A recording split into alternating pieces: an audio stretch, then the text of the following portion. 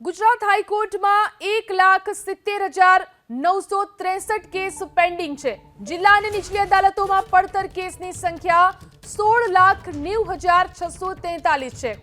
રાજ્યસભામાં સાંસદ પરિમલ લથવાણીના સવાલના જવાબમાં કાયદા અને ન્યાય મંત્રી અર્જુન રામ મેઘવાલે આ માહિતી આપી। દેશની વિવિધ હાઈકોર્ટમાં કુલ 61,80,878 કેસ પડતર છે અને દેશની જુદી જુદી જિલ્લા તથા નીચલી અદાલતોમાં કુલ 4,62,34,646 કેસો હાલની તારીખમાં પણ પેન્ડિંગ છે। તેમના નિવેદન અનુસાર ગુજરાત હાઈકોર્ટમાં જજની કુલ મંજૂરી કરાયેલી 52માંથી 20 જગ્યા ખાલી છે।